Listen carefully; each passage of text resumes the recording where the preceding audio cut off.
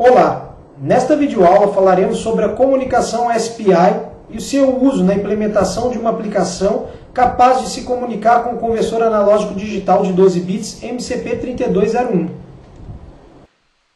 Serial Peripheral Interface, ou SPI, é um barramento de comunicação muito utilizado em dispositivos que normalmente requerem uma maior velocidade na troca de informações, tais como displays, cartões de memória, chips de memória, conversores AD, etc. O microcontrolador STM32F103C8T6 possui internamente dois circuitos SPI independentes. Essa figura representa um modelo básico de interface SPI, composto por um dispositivo mestre e um dispositivo escravo.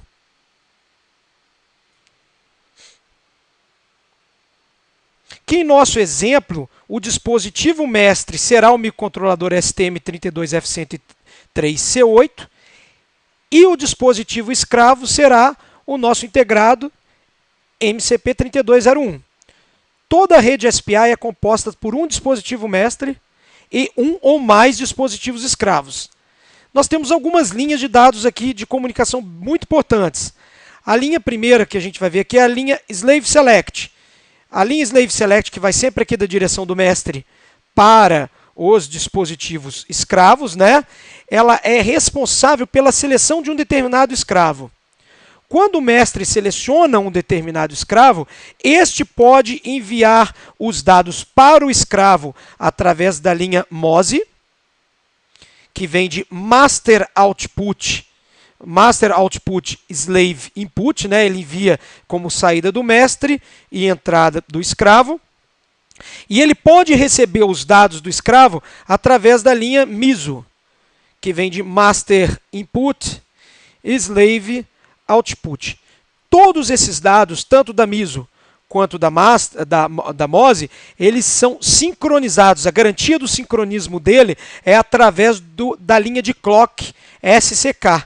Então, a linha de clock SCK que sai do mestre e vai para o dispositivo escravo, que envia os pulsos aqui de clock, né, do sistema, é ela que garante o sincronismo de todas essas linhas de dados. A MOSI, né, Master Output Slave Input, e a MISO, Master Input Slave Output.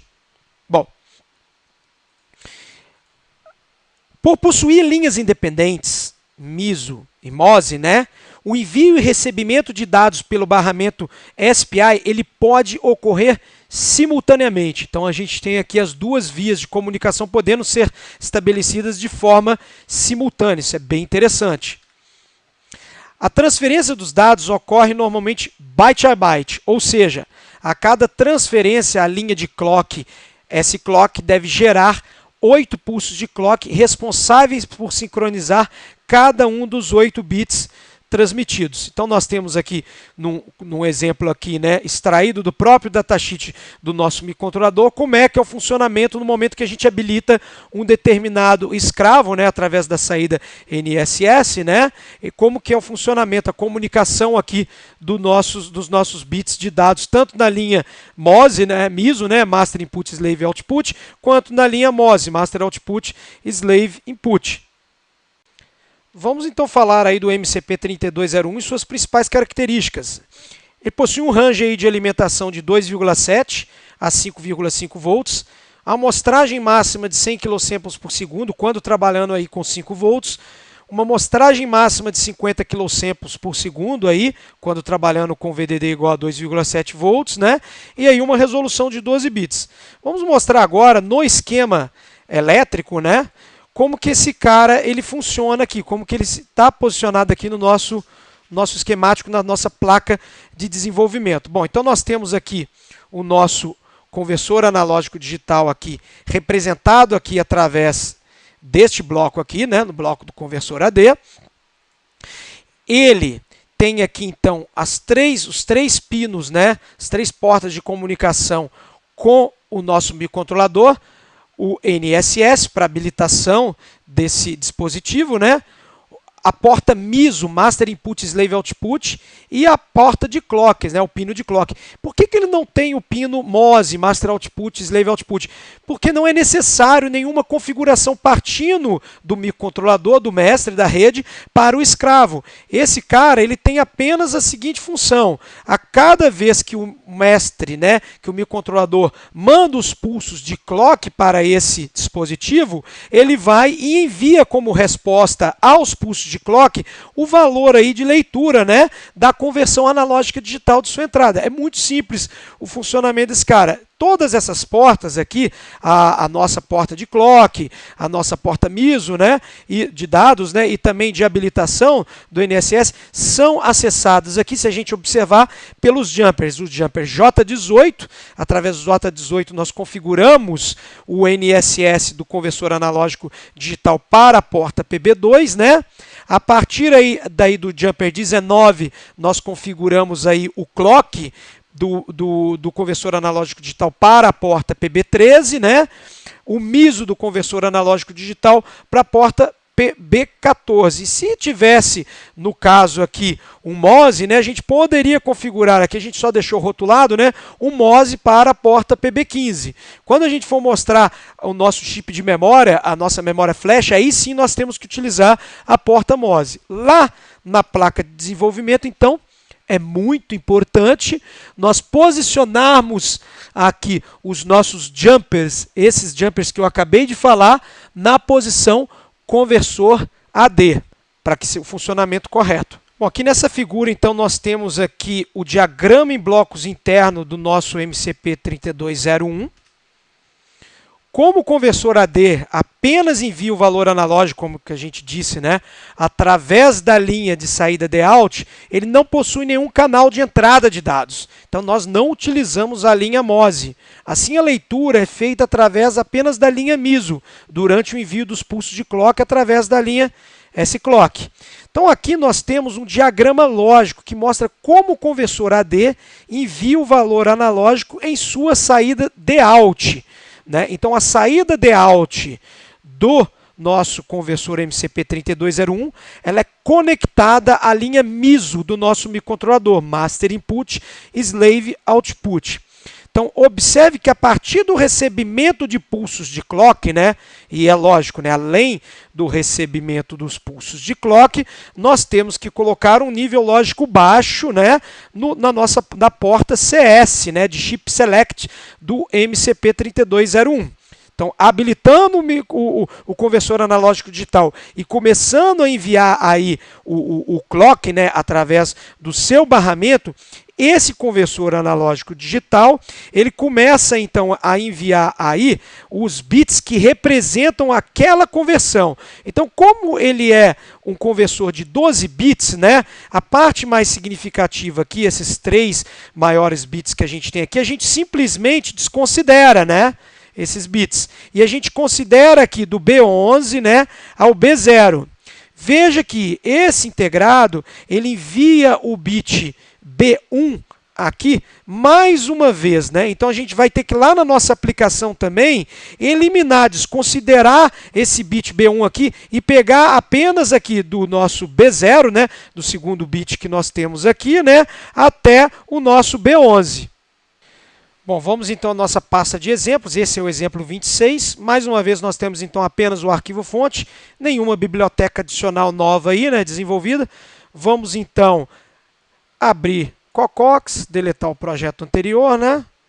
E inserir aqui a nossa nova pasta, né? Que é SPI, da comunicação SPI, MCP3201. Vamos então criar aqui o nosso arquivo fonte, né? New file, files, novo pasta, SPI, MCP3201. Aqui dentro o arquivo SPI MCP3201. Tá. Vamos copiar o código fonte, né, desse cara.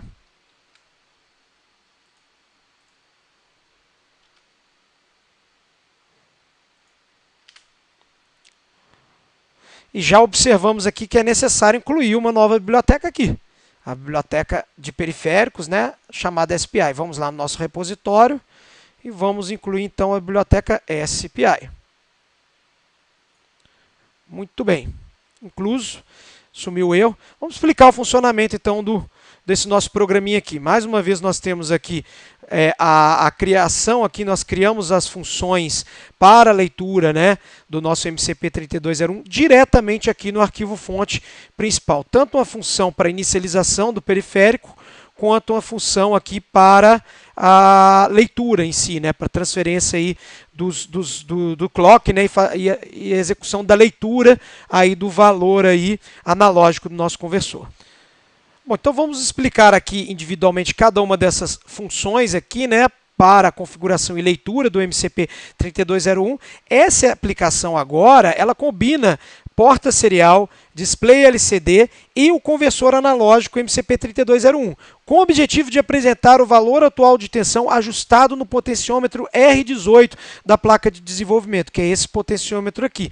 Então nós temos que ter os jumpers posicionados aqui, tanto para a seleção do nível de tensão vindo do potenciômetro, né, quanto para a alimentação de referência da nossa placa de desenvolvimento aqui, do nosso conversor analógico digital, no caso de 3,3 volts, né? Isso é importante.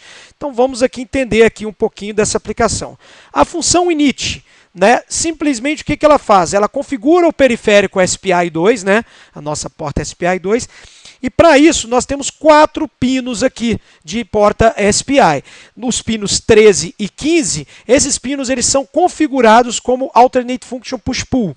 O pino 14, ele é um pino que é configurado como input pull-up, né? E o nosso pino 12, ele é como saída push-pull. Muito bem, nós temos então aqui a habilitação do nosso periférico, né? Do SPI2, né? A gente faz um reset aqui, Enable e Disable, né? Depois a gente tem aqui a definição da estrutura de inicialização, como tudo que a gente explicou anteriormente, né? Tanto para GPIO quanto para I2C, nós temos uma série aqui de membros para a configuração dessa estrutura. Então, o primeiro deles é a direção. Nós temos que dizer qual que vai ser o funcionamento desse nosso SPI. Nós vamos então trabalhar com 2 linhas na configuração Full Duplex, né? O que mais que a gente vai configurar? A gente vai configurar o nosso microcontrolador como mestre, né?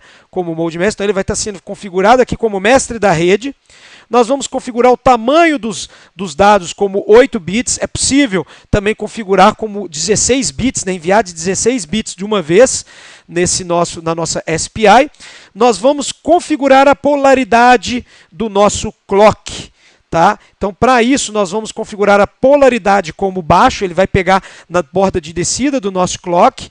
Nós vamos configurar, então, agora a fase do clock, né? Ou seja, ele vai capturar agora na fase de subida, né? Nós vamos configurar como um edge, né? High, um edge, né? CPHA, um edge.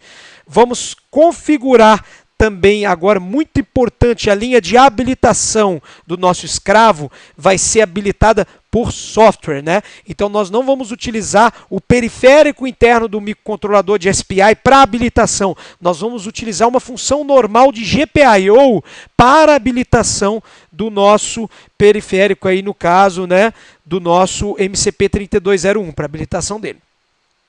Vamos configurar o clock, né, como um fator de pré-escala de 64, ou seja, ele vai dividir a nossa frequência, né, do barramento interno por 64, vamos trabalhar com o clock aí mais baixo, né, e vamos trabalhar aí também com um polinomial, né, uma checagem de redundância cíclica, no total aí de 7 bits, né. Vamos inicializar todos esses parâmetros aqui para a nossa rede SPI e habilitar a nossa SPI. Bom, primeira coisa, como nós vamos utilizar GPIO para pino de habilitação, nós temos que começar o nosso pino de habilitação em high, ou seja, nível lógico alto. Ele não vai habilitar de cara o MCP3201. A gente viu anteriormente que o MCP3201 ele é habilitado com um nível lógico baixo nessa porta, né, no pino de chip select dele.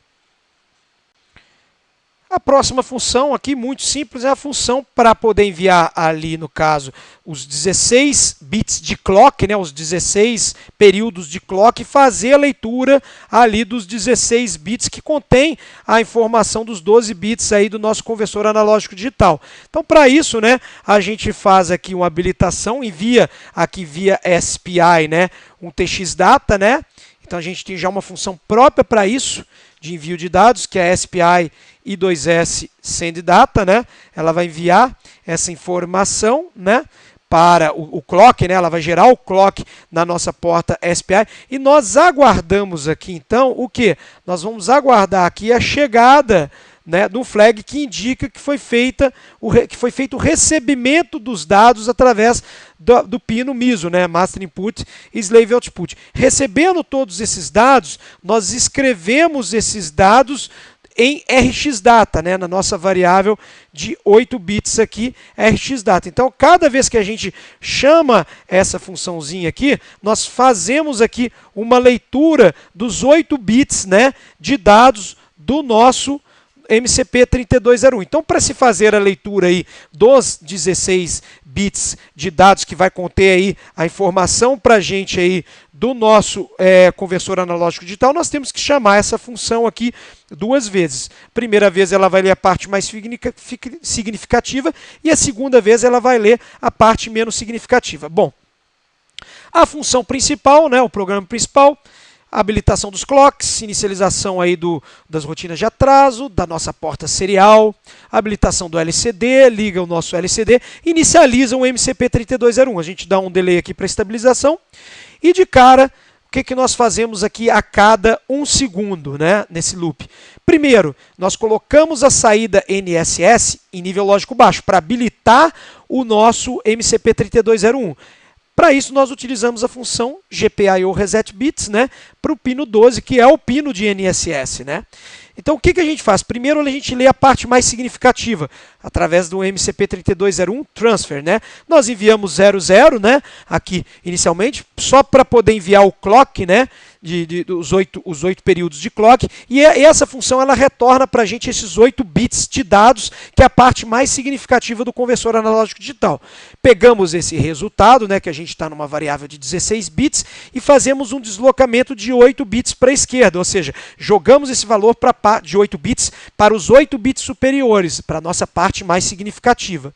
Bom, depois nós fazemos novamente a leitura dos 8 bits da parte menos significativa, armazenamos numa outra variável, uma variável em data de 8 bits, e fazemos uma lógica ou da variável result, que contém a parte mais significativa nos 8 bits superiores, com o valor da variável em data, que contém a parte menos significativa nos 8 bits inferiores. Nós combinamos esses dois caras, nós temos aqui os 16 bits de informação. Muito bem, como eu comentei que aquele primeiro bit ele é repetido, né? O bit 1 ele é repetido lá no nosso início lá, o que a gente tem que fazer? A gente tem que fazer um deslocamento de 1 bit para a esquerda para a gente considerar esse cara, esse resultado. E como o nosso conversor ele é de 12 bits, nós fazemos uma máscara desse resultado para fazer aqui então apenas a leitura dos 12 bits do nosso resultado, que é o que importa para a gente, porque esse conversor ele tem resolução de 12 bits. Bom, obtido aqui todo o resultado da conversão na variável result, nós então jogamos a saída de habilitação para nível lógico alto, para desabilitar esse MCP3201, para numa próxima leitura ele está aí preparado para enviar o novo valor de conversão, né? Nós limpamos a variável WriteValue, nós formatamos então o resultado e escrevemos da seguinte forma: valor AD 2 pontos, passamos aqui 4 casas decimais e o valor do resultado. Compactamos toda essa informação na variável no nosso vetor WriteValue, né, de 16 índices, né, e escrevemos tanto na serial quanto também no nosso display LCD. Vamos então compilar, transferir e visualizar o resultado aí da nossa aplicação.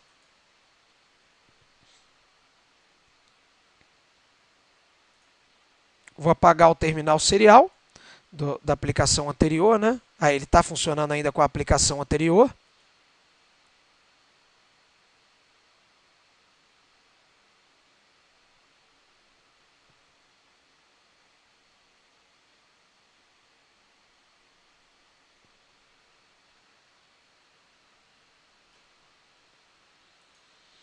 Bom, vamos transferir, né?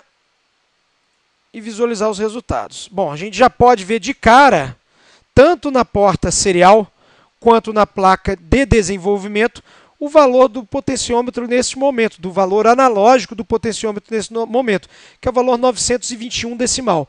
Como nós estamos trabalhando com um conversor de 12 bits, nós podemos ir do valor 0 até o valor 4096. 0 representa 0 volts, 4096 representa o nosso fundo de escala, né, que é o valor de 3,3 volts da alimentação da nossa placa. Nós vamos começar aqui a girar o nosso potenciômetro multivoltas, né, e de cara a gente já vai perceber aqui, né, uma variação do valor analógico, né, que a gente está lendo lá do nosso conversor, né, lá, tanto no display quanto aqui no nosso terminal serial. E esse é o objetivo dessa nossa videoaula. Mais uma vez, obrigado, atenção de todos.